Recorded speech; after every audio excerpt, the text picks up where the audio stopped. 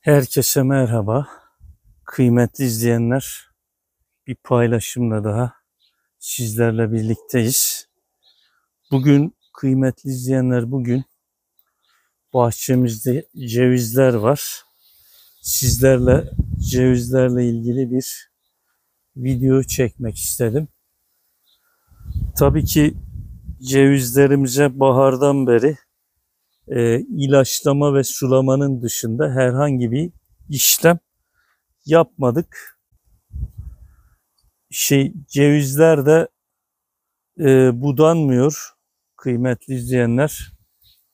Cevizlerde budama yapmıyoruz. Yani bazıları buduyor ama normalde ceviz budanmaz. Mesela ben şöyle bu cevizimi bir göstereyim. Hiç budamadım. Güzel de ceviz tutuyor. Yani şöyle iriliğini de göstereyim. Tabii konumuz budamada değil ama evet şöyle. İriliği de fena değil. Uzaktan bir göstermiş olayım. Geçen yıl bu cevizimizden 2000 civarı ceviz çıktı. Verimi güzeldi. Yani iriliği de fena değildi. Bu sene çok irileşmedi cevizimiz. Yine iriliği de fena değil. Şöyle göstereyim. 2 sene önce çok çürümüştü. Yani çürük çoktu.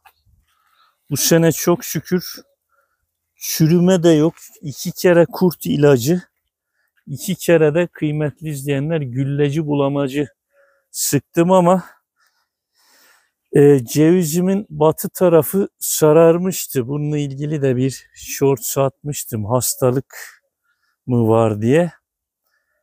Yapraklarda da şöyle hani yaprak yanıklığı diye de bir hastalık var. Acaba o mu diye de tereddüt ettim ama ilerlemedi. Çalışıyor cevizlerimiz ama de sarı, yeni çıkan sürgünlerde sarı çıkıyor. Çok ilginç yani. Evet. Yani çalışma da var. Mesela şurada bir sürgün var. Sarı. O da sarı.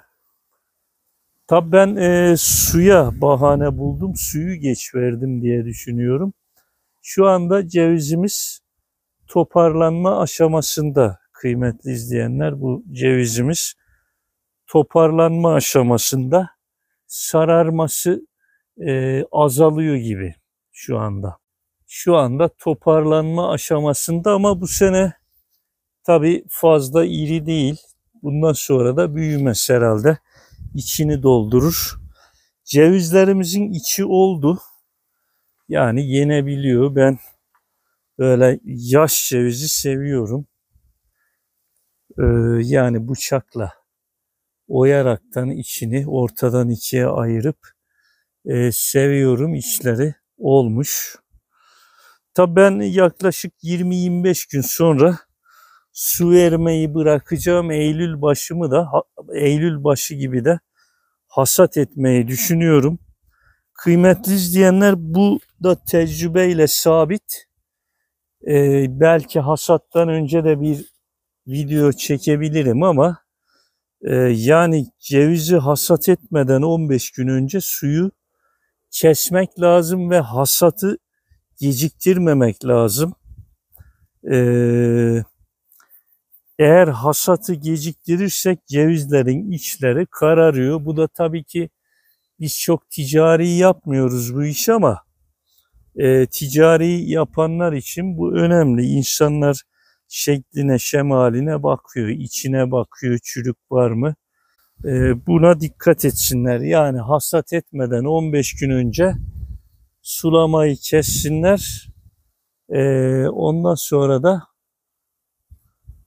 hasat etsinler. Çok geciktirmesinler. Yani bizim Kahramanmaraş bölgesi için ben Eylül başı gibi, rakım 500, bu ara onu söyleyeyim.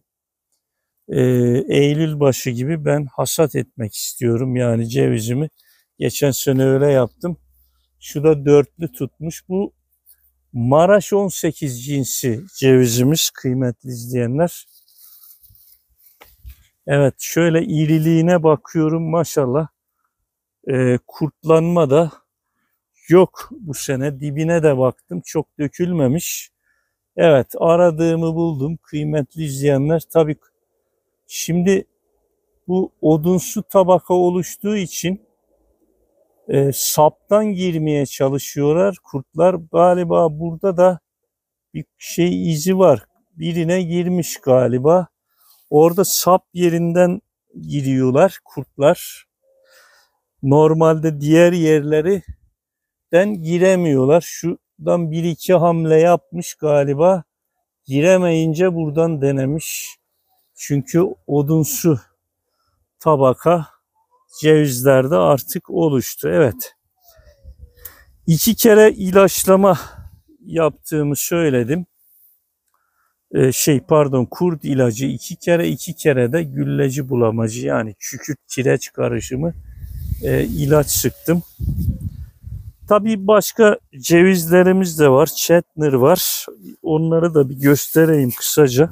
Chetner türü cevizimiz.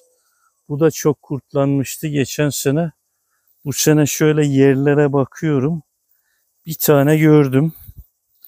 Evet, 2 tane gördüm. Böyle kararmış, düşmüş. Rüzgar da çok esiyor ondan mı?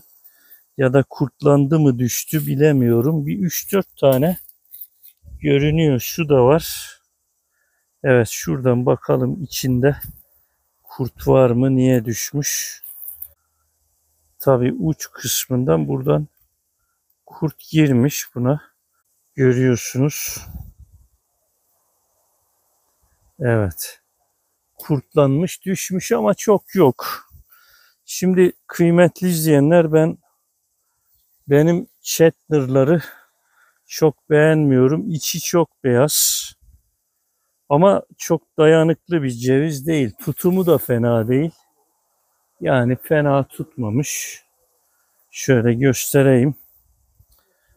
Yağsız bir ceviz. Yani kuru kuru yediğin zaman çok yağlı değil.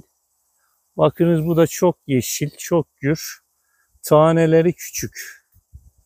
Güzel de tutmuş şöyle baktığımız zaman. Evet şöyle bakıyoruz güzel de tutmuş. Evet. Chetner'la ilgili tabi bunun da belki birçok çeşidi var ama benim bahçemde 2 tane var. Mesela bu dalda 4-6 tane tutmuş şu uç kısmında. Ya tutumu fena değil. Chetner'larla ilgili dediğim gibi yavan bir ceviz. Dayanıksız, çok çabuk kurtlanıyor ilaçlanmadığı zaman. Kabuğu çok ince tabi. Çok rahatlıkla kırılabiliyor. Evet. Tabi Chetner'ların şöyle bir avantajı var. Don vurmuyor geç açtığı için. Don vurmuyor, geç açıyor. Tabi hasadı da geç. Bizim normal yerli cevizimize nazaran 1 ay sonra hasat ediliyor. Böyle bir avantajı var ama dezavantajı da var. Tabii ben Bahri diye bizim burada bir ceviz çeşidi var. O çok güzel, içi beyaz. Bu yükseltide yani rakımı düşük yerlerde Bahri güzel oluyor. Bahri ya da Maraş 18 diye bir ceviz çeşidimiz var. Ondan düşünüyorum. Yani bunu ıslah etmeyi düşünüyorum. Evet kıymetli izleyenler bu da Ekim gibi hasat ediliyor. Yani yaklaşık 1 ay sonra bu Chetner'lar geç açtığı için, geç meyve tuttuğu için. Bugünkü paylaşımımız da bu kadar. Bir sonraki paylaşımda görüşmek üzere. Hoşça kalın.